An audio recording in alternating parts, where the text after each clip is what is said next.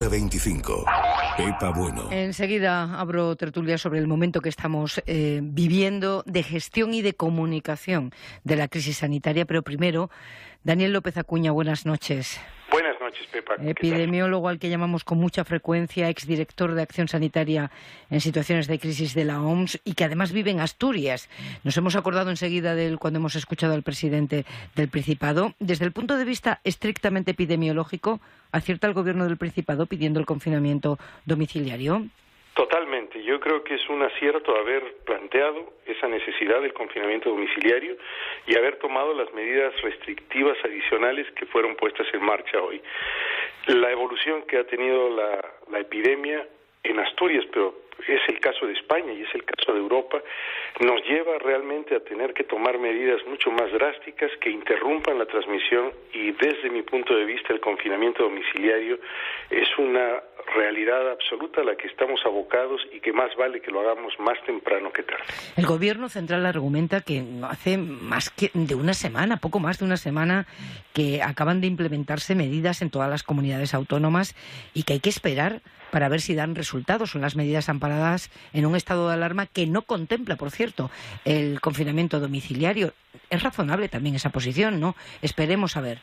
Bueno, yo creo que mientras más esperamos, más tiempo perdemos y más tenemos una evolución de un incremento de casos, de hospitalizaciones y de UCIs, y lo que está en cuestión en estos momentos no es únicamente el número de casos, es la presión asistencial. Y eso es en gran medida lo que le ha llevado a Asturias a hacer este planteamiento, teniendo aún índices más bajos que la media nacional.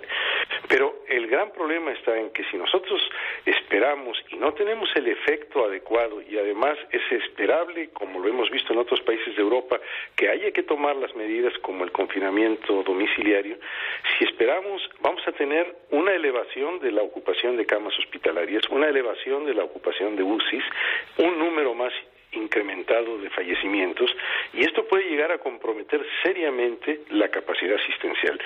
Yo quisiera pensar que mañana en el Consejo Interterritorial se da la discusión necesaria para plantear que en estos momentos la medida de salud pública importante a tomar es ir hacia el confinamiento domiciliario. Nunca España había tenido una incidencia acumulada de 521 casos por cada 100.000 habitantes en 14 días, como hoy, y además se han confirmado 379 fallecidos y 55.000 contagios desde el viernes. Y sin embargo, esta ola no se parece a la de marzo, o esa es la impresión que tienen muchos ciudadanos, porque de momento el número de fallecidos está más contenido que entonces.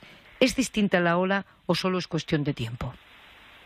Lo que tenemos es una situación en la que no son enteramente comparables las cifras ni de casos ni de mortalidad, porque hoy estamos haciendo más pruebas diagnósticas.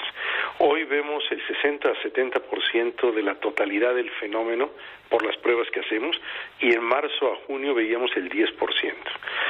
Si aplicásemos el mismo tipo de frecuencia de pruebas que hacemos hoy a esa época, tendríamos lo menos 10 veces más casos. Y entonces entraríamos en la posibilidad de comparar las dos etapas de una manera más razonable. No es que estemos ante una enfermedad más leve ahora, estamos ante una mayor visualización de la totalidad de las infecciones que tienen muchos casos asintomáticos, pero también tienen casos severos, y por eso tenemos presión asistencial. Y esa presión asistencial, cuando uno ve las edades medias de las personas hospitalizadas y en UCIs, puede uno ver que está siendo la afectación de personas mayores y que eso conlleva pues el riesgo incrementado de fallecimiento. Entonces, en un sentido, estamos volviendo a la dinámica que existía en marzo, en junio, por fortuna no con la misma magnitud de letalidad. Hay un avance en muchos aspectos, desde la detección precoz hasta los tratamientos, y hay sobre todo pues un efecto, vamos a decir, de dilución de la letalidad que está dado por el mayor número de pruebas diagnósticas que se hacen para captar más número de infecciosos que lo que captábamos, o de infectados, perdón, que lo que captábamos en los meses de marzo. Daniel López Acuña, como siempre, muchas gracias. Buenas noches por estar en Hora 25. Encantado, Pepa, muchas gracias por la llamada.